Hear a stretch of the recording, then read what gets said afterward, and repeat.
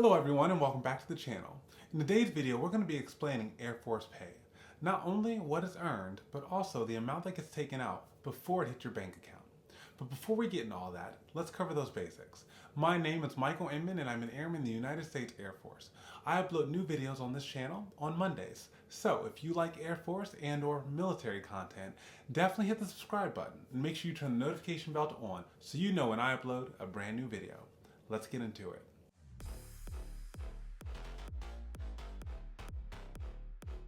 So the goal of this video is to answer the question, how much money would you get to take home if you enlisted in the United States Air Force this year?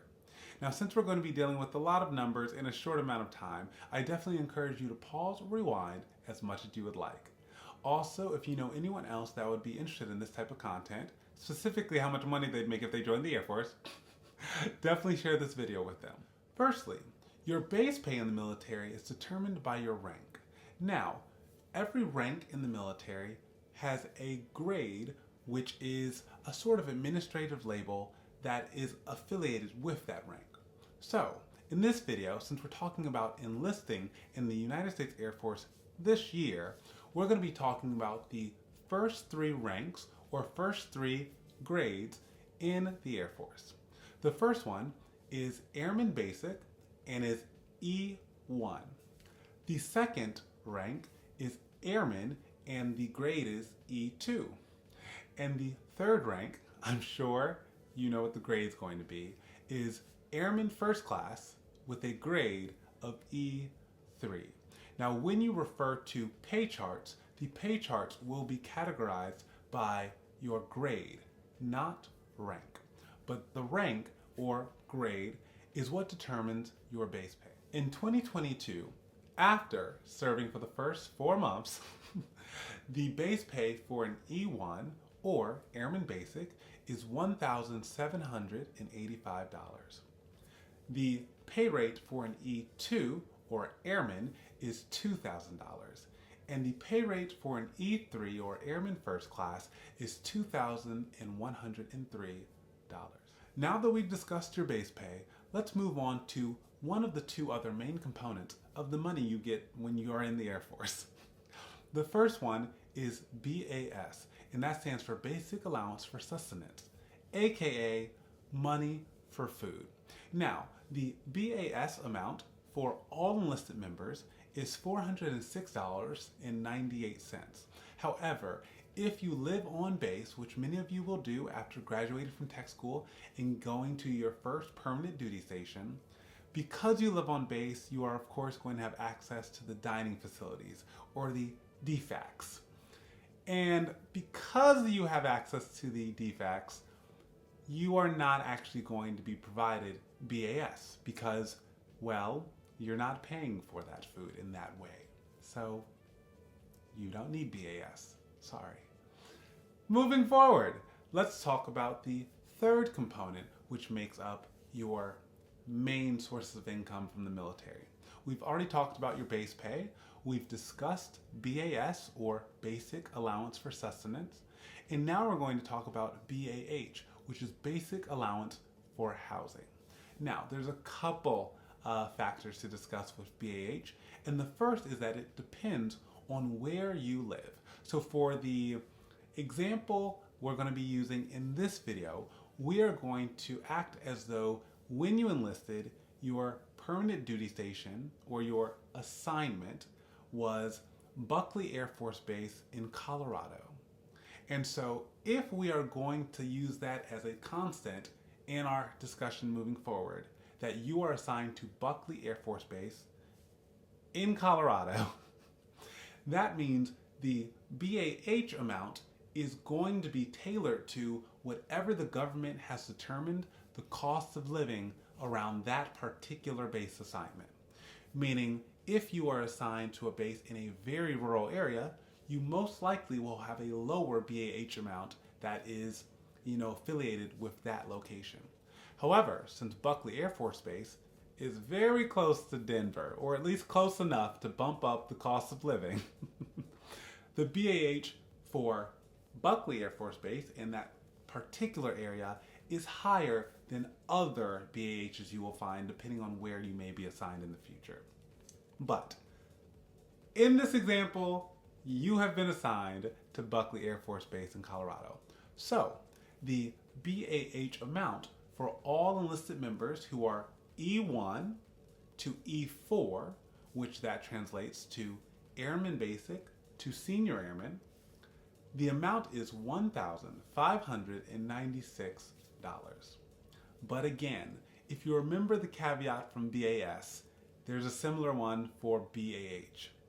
And that is, if you are living in the dormitories on base, aka living on base, you are not going to be receiving BAH from the government because that would not make sense. How would they house you and write you a check which would help for rent? That would be like, we're paying for your rent and giving you a rent check to pay to someone else. I don't know. So you will not be receiving a BAH check if you live in the dormitories on base. But in the example, if you did live off base, the amount would be $1,596. So for some really quick math, let's assume you are entering the Air Force as an E1, so an Airman Basic, and you have been assigned to Buckley Air Force Base. That would mean if you live on base, meaning you are not receiving BAS or BAH, your total income from the government every month will be $1,785. However, if you are living off base and you are an E1 assigned to Buckley Air Force Base, that means your total income every month is going to total $3,785. But be mindful that that money is going to have to be allocated to groceries and rent. Though both $1,785 for my on-base friends out there and $3,785 for my off-base friends out there may sound like nice numbers, unfortunately we have arrived at the part of the video where I tell you there are deductions from that amount before you get to see any of this money. What does that mean? That means those two numbers represent your earned income. And now we are going to get into the deductions that exist for most airmen throughout the United States Air Force that will lead to that amount being reduced a little bit before it gets deployed or sent out to your checking account. The first of 6 deductions, which will be common for all Air Force members, will be your taxes being taken out from your paycheck. Now, that includes both federal and state taxes. Federal taxes will be applied pretty equally to all members of the Air Force.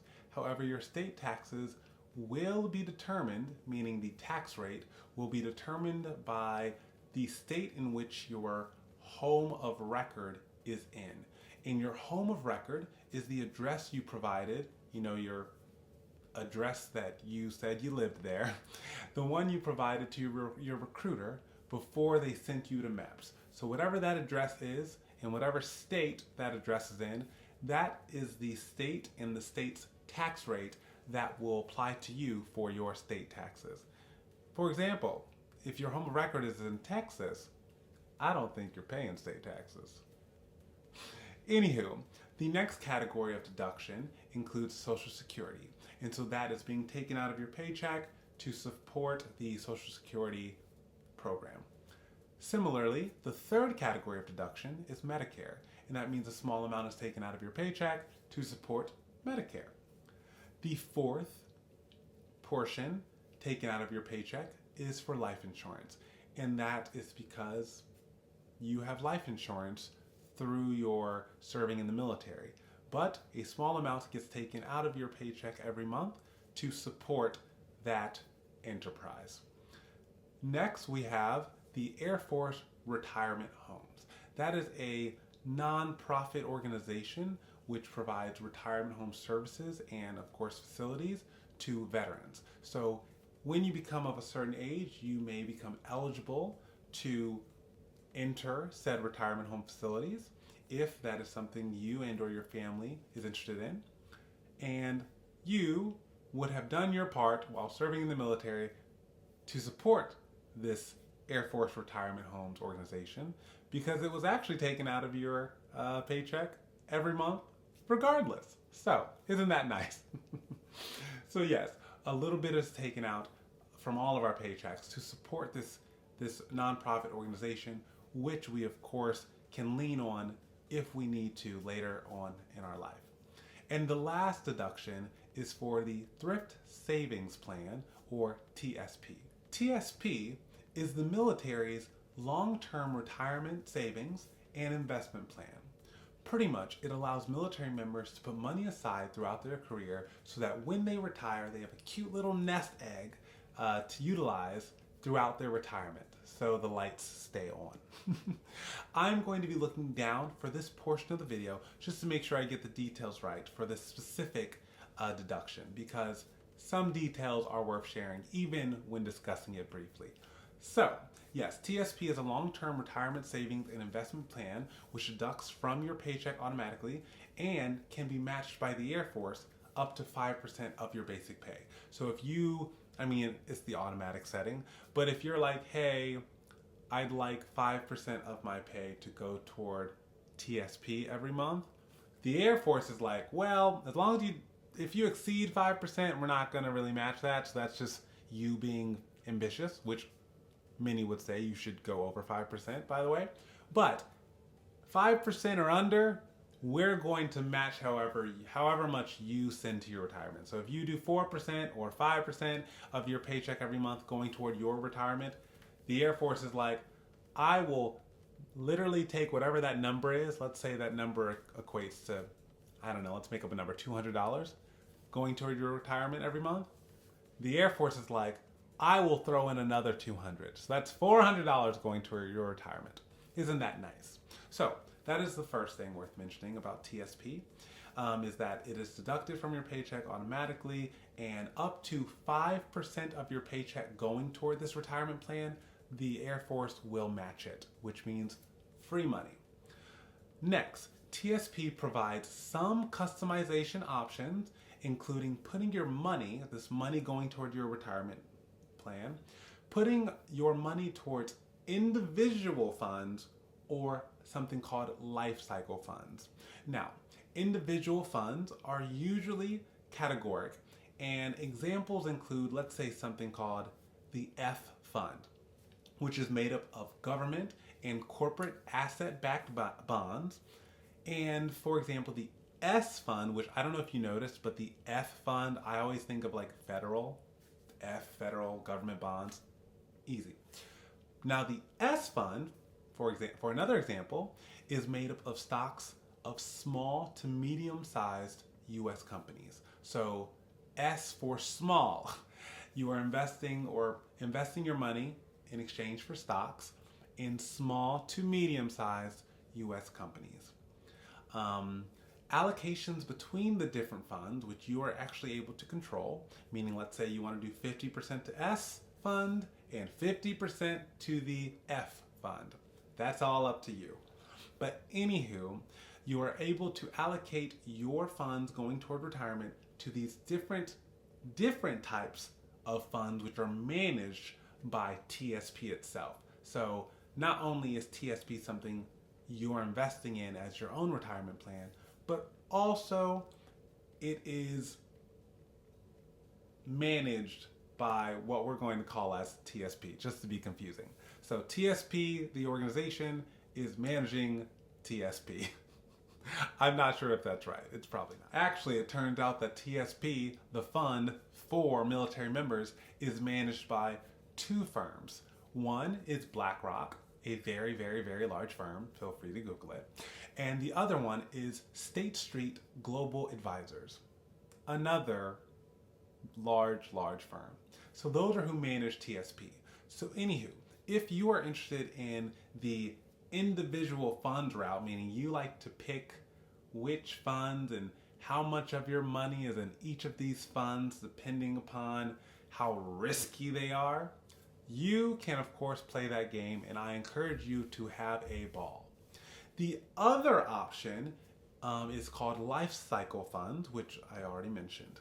However, life cycle funds allow the allocation of your savings that you're giving every month to be set to different percentages in different funds depending upon how long you want to keep your money in TSP.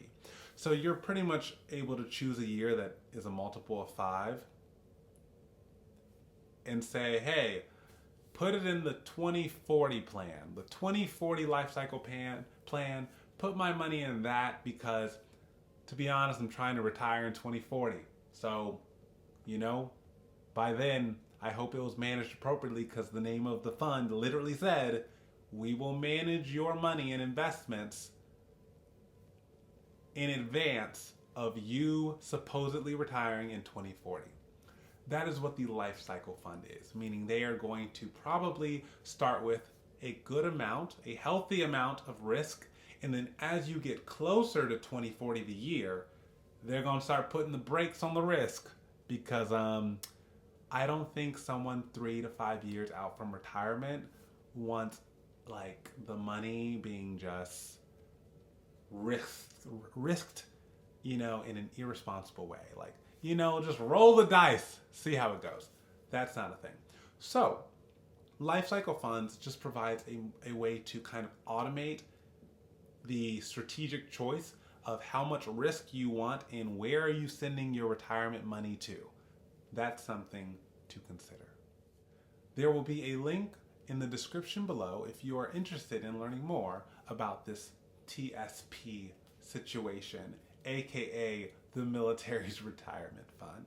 And also, as we discussed, that was the last of 6 deductions which come out of your earned income prior to it going toward your bank account. And for review, those included taxes, meaning both federal and state, Social Security, Medicare, your life insurance, the Air Force retirement homes, and lastly, TSP. Now, if you remember, there were 3 things that made up your earned income, and 2 of them you may not get if you live on base. There's your base pay, depending upon your rank. Then there's your BAH and your BAS. Now, a conservative estimate would be that somewhere between 15 to 20% of that total earned income is probably going to go to these deductions that we've discussed. 15 to 20% is just kind of a safe estimate.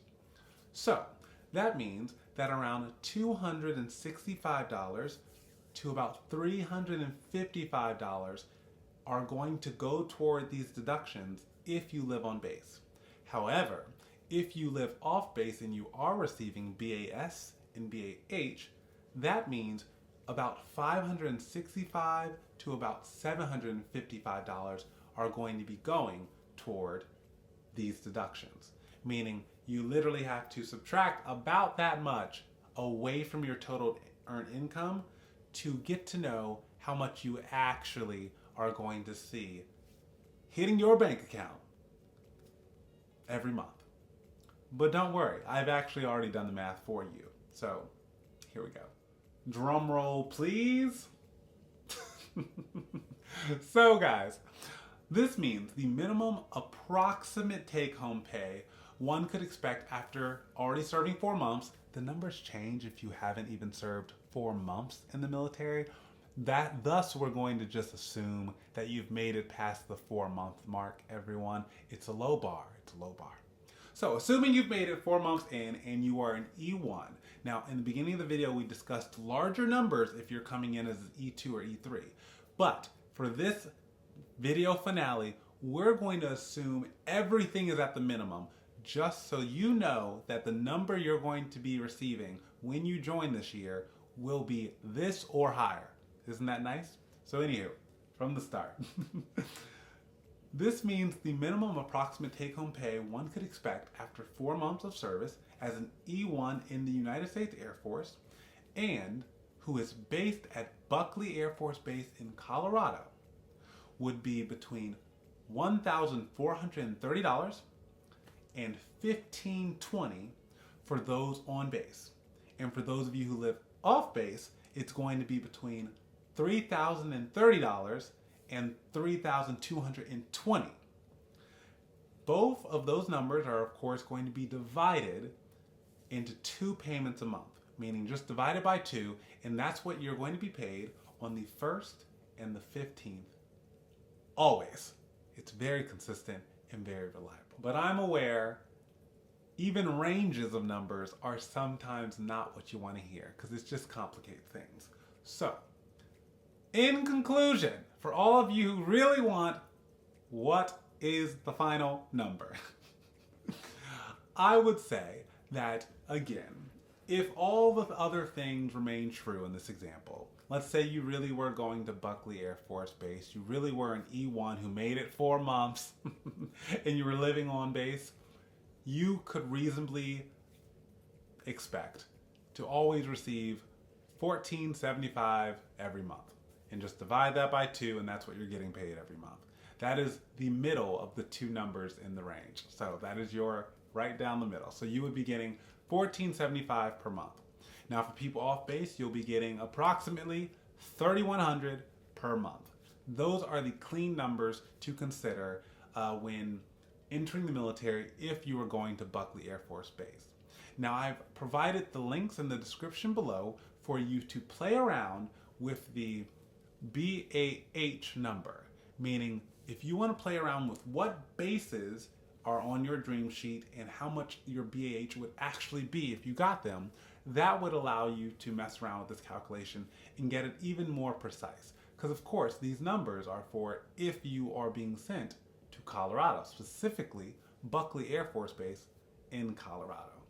But I'll leave you alone. Thank you guys for watching. I hope this was useful. Again, I encourage you to watch it a few times just to make sure you're tracking everything I'm saying. I know there's a lot of numbers, and guess what? There's links in the description below if you want to deep dive into even more numbers and very large charts, like I'm sure you've seen in other videos. Thank you for joining me. Do not forget to subscribe. Do not forget to like. Please comment any questions or concerns you have below. If they are overly specific, well, I just don't think I'll be able to answer them. And moving forward, if you'd like to see a little bit more of this face, you can find me on Twitter and Instagram at Michael A. Inman _. Until next week, bye guys.